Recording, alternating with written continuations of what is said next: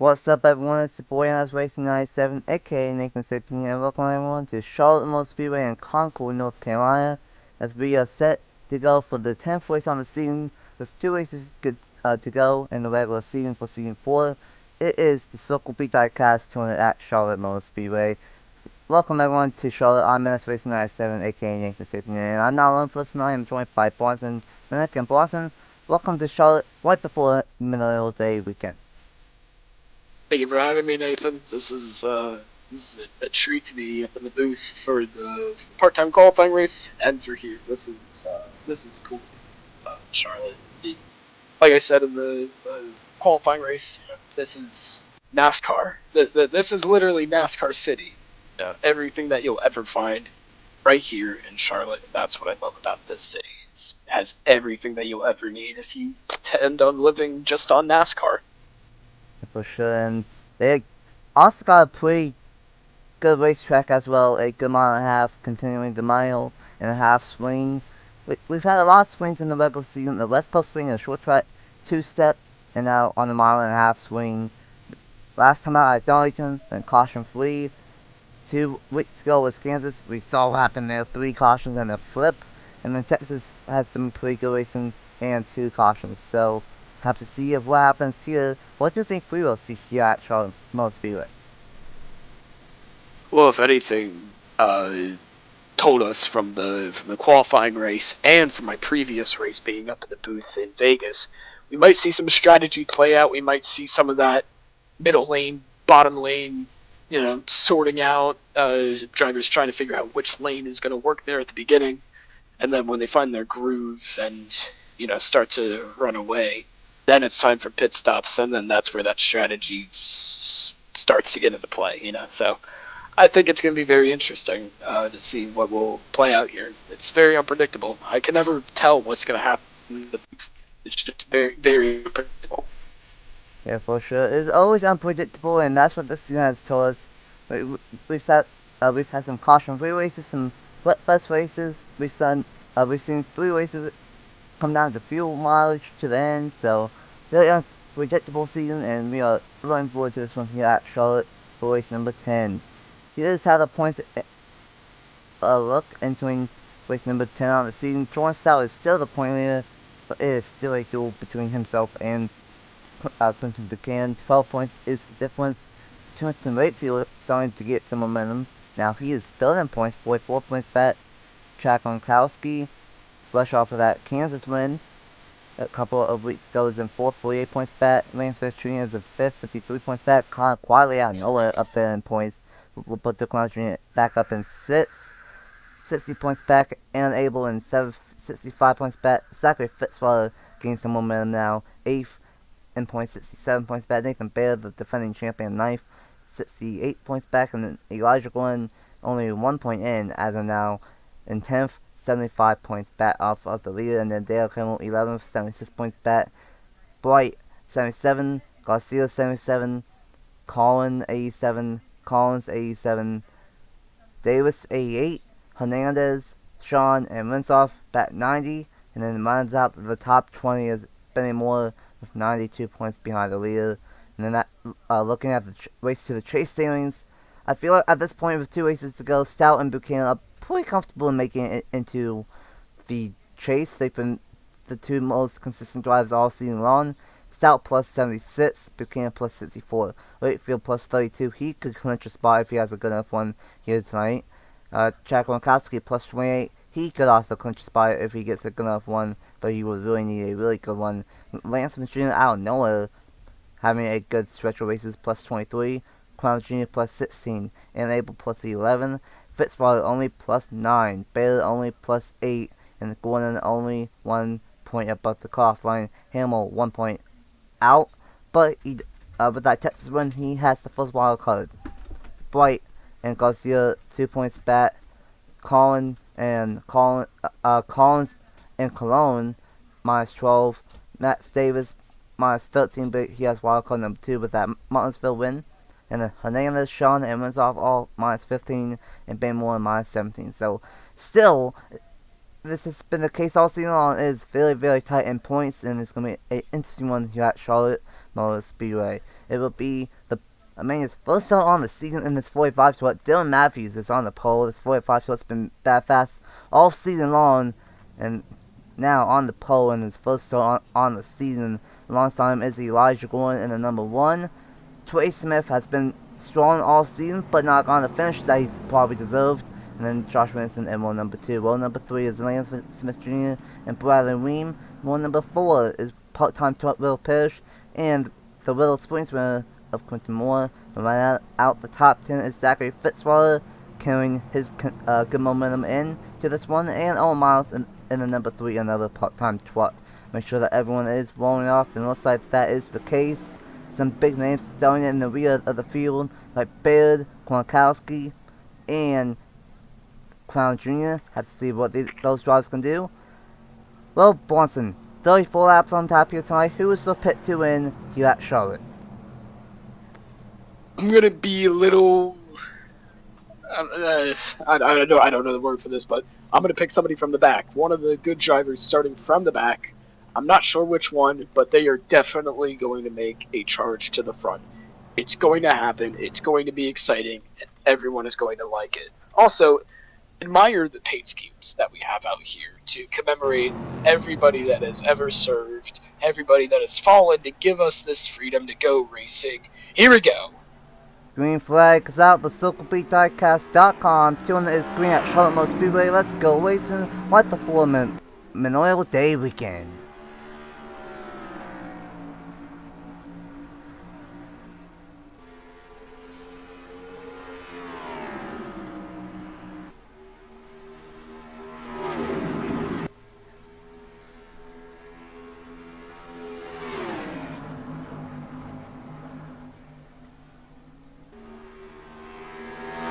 A great start for Nice Motorsports 1-2 on the first lap here as Dylan Matthews will lead lap number 1. And you mentioned it, we got a lot of patriotic paint schemes. I want to say about 10 to 15 patriotic schemes in some way, shape, or form. And that is great to see from these teams. And he lets Lance Smith Jr. out of nowhere having a late regular season push to the front and points and to the front as well, up to second.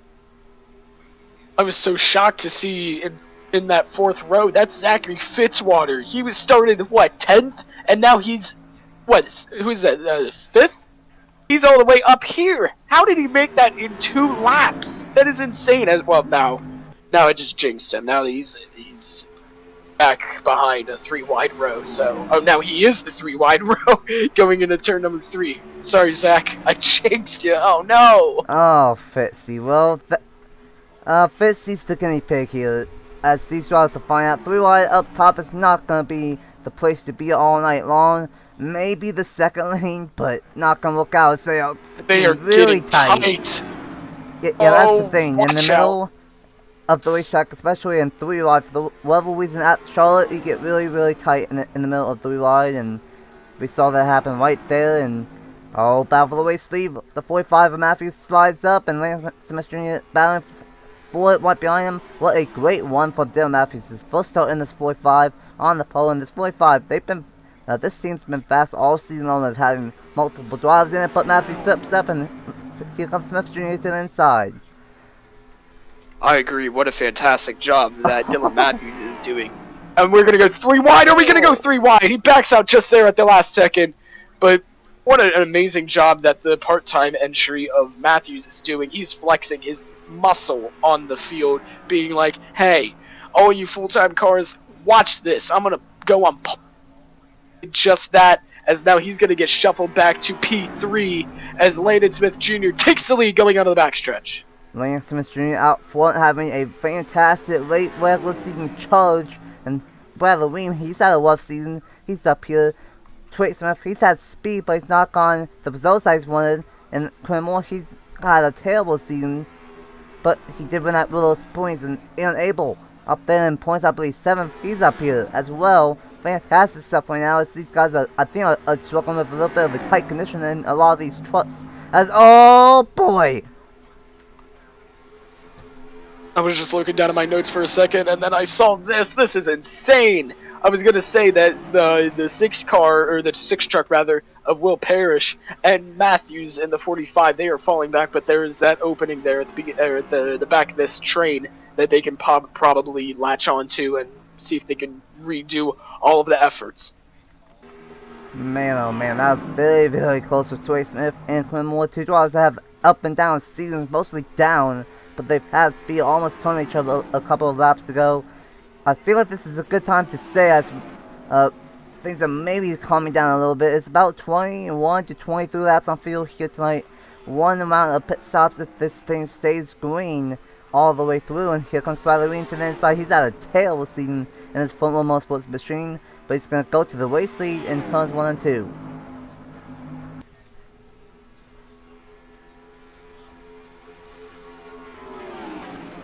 .38 going for that point. He's good. He's to the point. He's clear. Is he going to get himself clear? Yeah, the Landon Smith Jr., he's now falling back to P3. And now Trey Smith and Landon Smith Jr. brothers, I believe, they're battling for second place. And I think ties are starting to take into effect here. Yeah, it's starting to. Just now, ties are going to be good for about this time. So I think the second half of the one, ties are going to start falling off. And have to see how that plays into a factor. Clean and green and silver, but fantastic racing at this point. Weem out front, Troy Smith in second, Moore in third, all over the back bumper of the number 40. And then it's Lance Smith Jr. and Abel. Johnny Hernandez in the 56 up here. The 6 of Will Parrish, the 17 of Shane Winstoff, where did he come from? And then the 45 of Matthews in 9th, and Jason Lowe rounds out the top 10. And fantastic stuff as we got multiple battles all over the racetrack, and here comes Moore to the inside for second.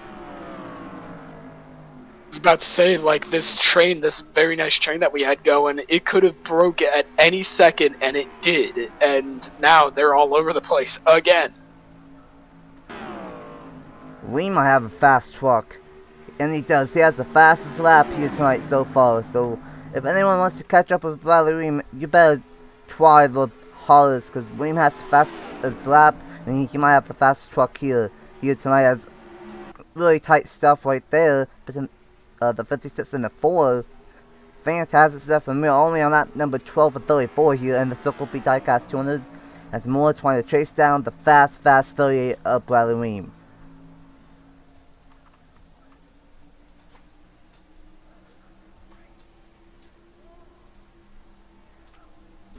Just admiring this race that we have going on. Once again, they're in that train that I was talking about that could break at any moment, but now they're getting spaced out, so maybe we will see a few laps of this nice, calm racing. I sure hope so, because the back of the pack definitely showed us that this wild racing is possible. Moore trying the second lane. Don't think it's going to work out for him all too well, as now Hernandez can get to the inside of Will Parrish the second time tonight.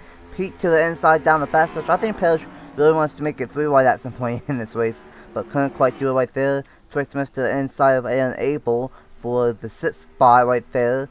And it might be calm up front, but in the back it's still a lot of double file, and it's overall, I think Taz is starting to take it into a factor here at Charlotte Motor Speedway, and have to see what happens here. Johnny Hernandez, I should say, to the inside of Quinn Moore now for second place, and Lance Smith Jr. trying to move his way back up to the front, but all this side by side for second on bet is allowing Williams to just stay up front in his boat barn number 38, or boot barn 38. Glad you brought up Will Parrish in the 6 truck. He did the same exact thing. He was so impatient during the part-time qualifiers. He was trying to make a 3 wide on the front stretch. I was like, no, don't do that. Still the case. Don't do that, because then you'll only slow up everyone else, and then the front 2 are just going to get away. Yeah, Will Parrish, of course, being a part-time driver, really trying to be aggressive here. And while noticing some tours might have a long one truck, like this 02 of Jason Lawler, I don't know where it might have a long one truck, but it did the 61, of course, when those come from. It did Benny Moore come from. Fitzy still makes his way back up the front. Gordon, Williamson, Fogelman, Burnett. So some trucks starting to move their way up to the front here, as Matthews might not have a long one truck, because he's stuck on the top and fading fast. Max Davis is still back here.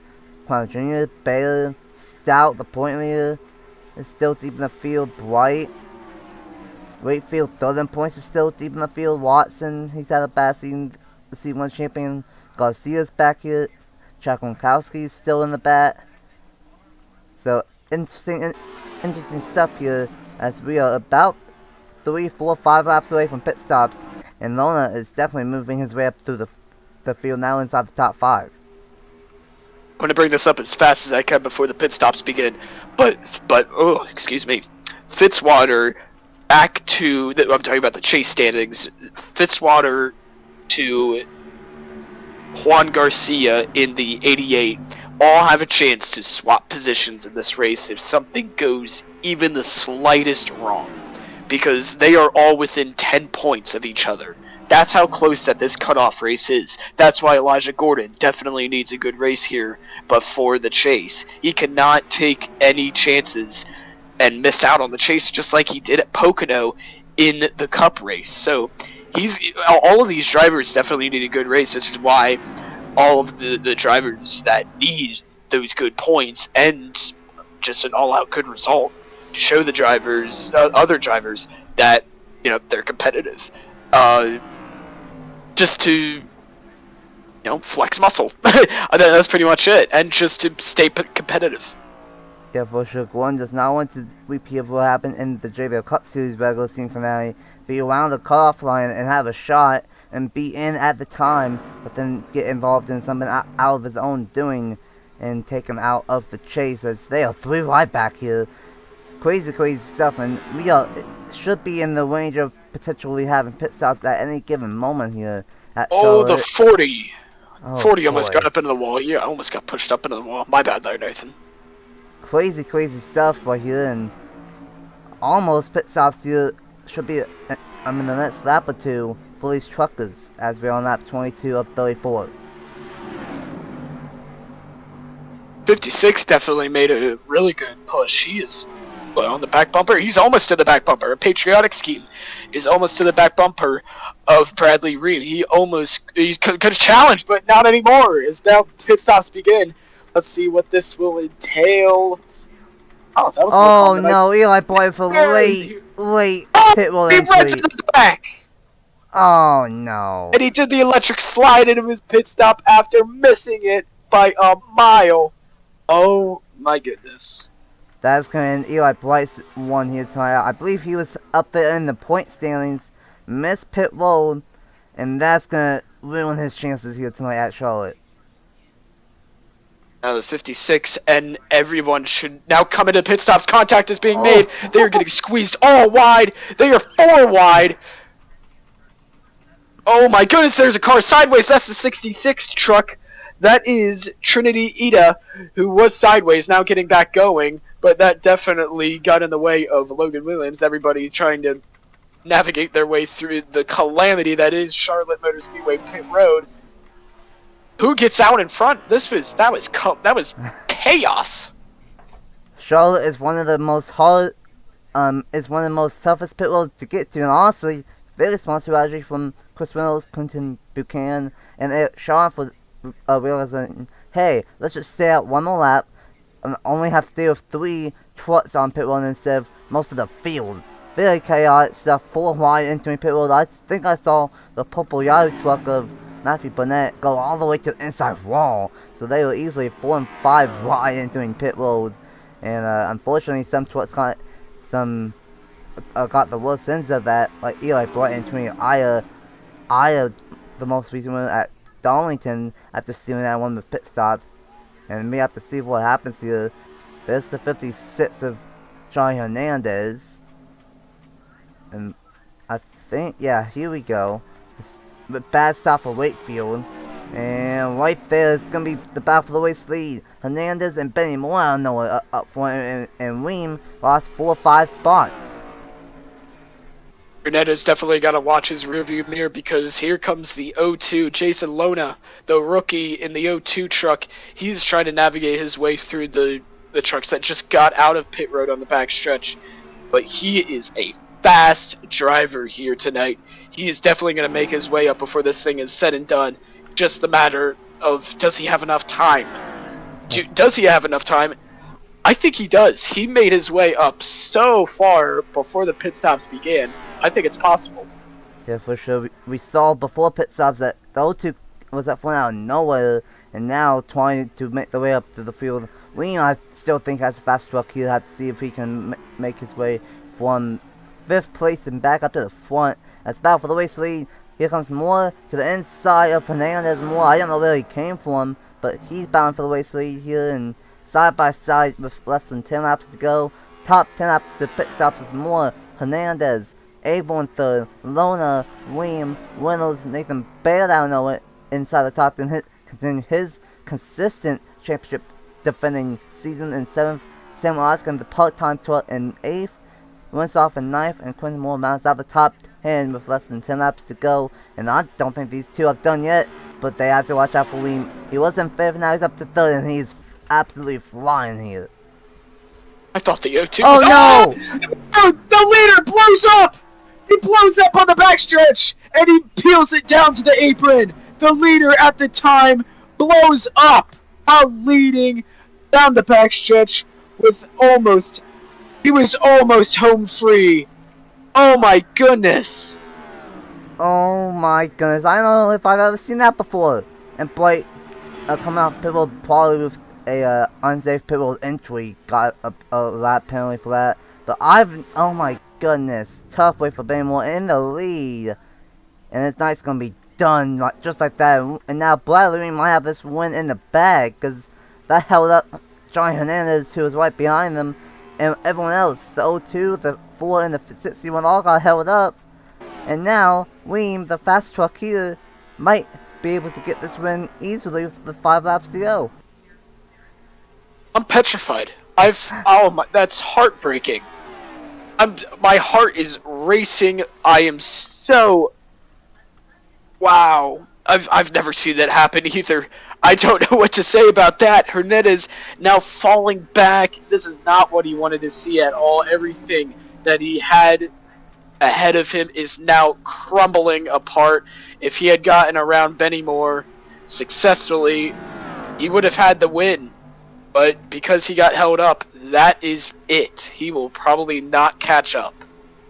Let's see, taking a look at the point standings right here. Buchanan is inside the top 10 in 9th, and Jordan Stout, where is Jordan Stout? Jordan Stout is in 37th, terrible one for the point leader, and unfortunately, that's easily going to make it where I think it might be a complete swap. Buchanan being 12 points back, he might have about a 12-point lead entering Pocono for the regular season championship, as things are not over. Jason Lone is closing in fast, cut it down to half a second with 2 laps to go out of the line. This thing might not be over. Jason Lona trying to throw his hat one more time. He's just throwing the kitchen sink at it. Will it work? I have no idea. Do I think it's ambitious and it's wonderful? Yes. He's closing. He's coming. He is moving in his number 02 machine for Young's Motorsports. Does he have enough time though? With 1 lap to go at the line, but we have a classic Charlotte finish. We always saw a classic Charlotte moment with the 5 blowing up. It's down to 3/10. Gonna have to gain 3/10 in 1 lap. He gained a 10th in that lap. Will he catch another 3/10 like Nathan just said?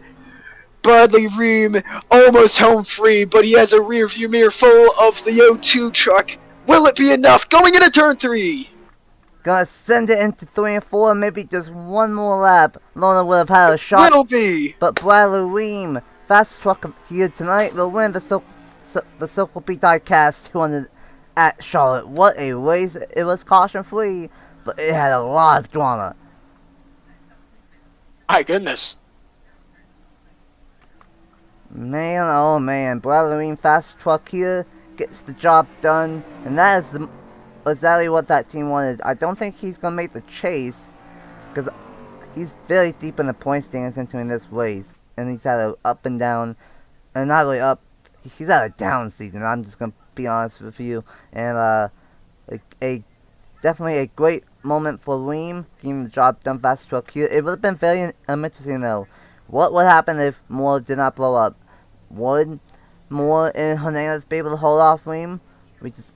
We may never know, but that would have been very interesting. But the fast truck gets the job done, and this race had everything. Fantastic racing with 2 and 3 wide, trucks getting tight in the middle of 3 wide, pit stops being crazy, a blown engine in the race lead for Benny Moore, Bright missed pit road, and the fast truck wins for Bradley Ream, but he only wins it by 0.198. If only there's a couple more laps, things would have gone very interesting between the top two, Bronson. Lona only needed one more lap, and then he would have been side by side, and that would have been one of them classic Atlanta finish, or Charlotte Motor Speedway finishes, rather, not Atlanta. So, I mean, happy for Ream. I mean, we always want the fastest truck to win, and here's a prime example of that. Yeah, Ream My goodness, what a race. What a race. Ream had the fastest truck, Lona in second. Lance Van String continuing this late regular season push with a third place one, more of one of his best ones on the season since Willow Springs in fourth. April, that's going to really help his situation going into Pocono in 2 weeks with the top 5. Reynolds with a great one. Hernandez, oh man, a heartbreaker for Johnny Hernandez. Probably had one of the trucks to beat here tonight. I think the top 2 were the fastest 2 trucks, but I think Hernandez had the third fastest truck and does not get the third place one he probably deserved. Bailey, if I may say something about Bradley Ream entering Charlotte Motor Speedway, he was 28th in points. This definitely bumps him up, but as you said, it's probably not going to help him much, but at least he can look back on the season and say that he has a win. Yeah, for sure. And Bailey, quiet and consistent, defending his championship. I think that might really help him in making it into the chase potentially, because he was already 9th in points, only 8 points above the cutoff, but that is going to help him tremendously. And Jack Gronkowski, he started towards the back of the field, and he gets 10th. Davis, Pullen, Smith, Williamson, Burnett, who went all the way down into the inside wall almost on pit road, gets 15th, and Buchanan gets 16th. Clown Jr., another one like Gronkowski from the bat and gets a solid top 20 finish. Miles Garcia, another one, started in the bat, got a top 20, and Gordon, unfortunately, started up front and finishes in 20th. Anthony Hernandez wins off Oscar Watson. Southway for Matthews, started on pole, fell back all the way to 25th. And Toughway for Fitzy started 9th and fell back to 26th. Zidell, his terrible second half of the season. I say that some streams having a great second half of the regular season.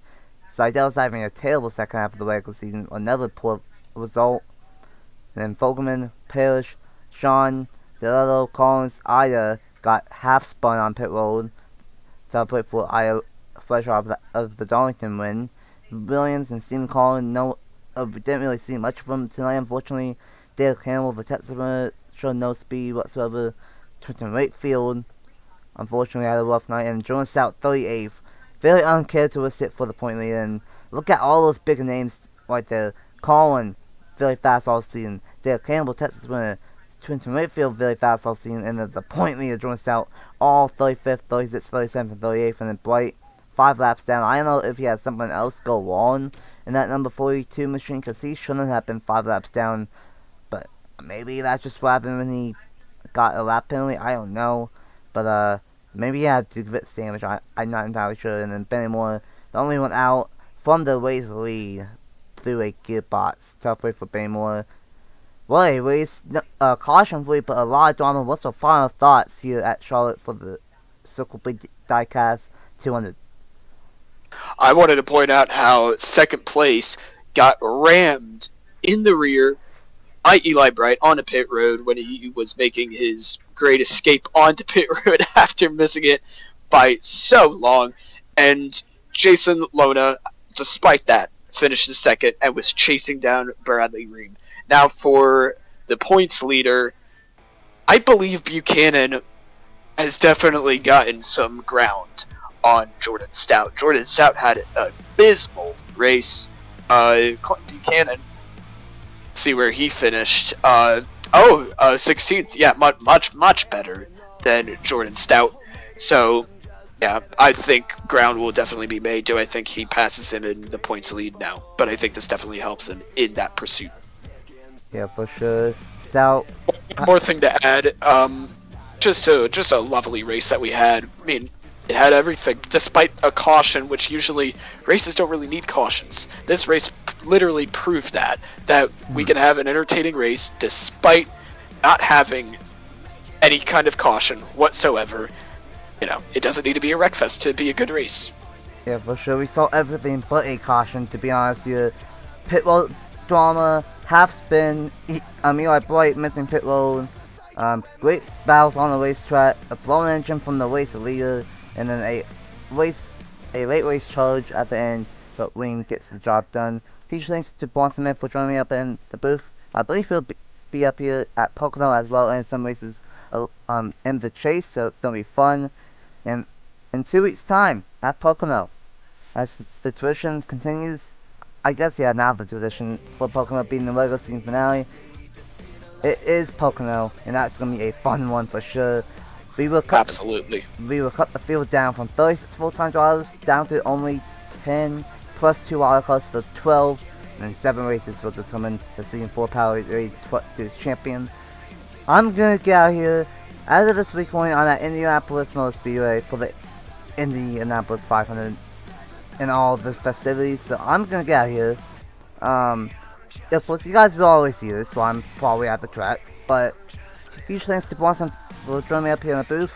Congrats to Brian for joining the wins list of the season and getting his first win on the season. Still no repeat winners on the season, and have to see what happens at Pocono in 2 weeks' time for the Season 4 regular season finale. Coming up next is the points and everything. And until next time, we will see you guys later at Pocono Raceway. Bye! Bye-bye. 'Cause there's a psycho in my head.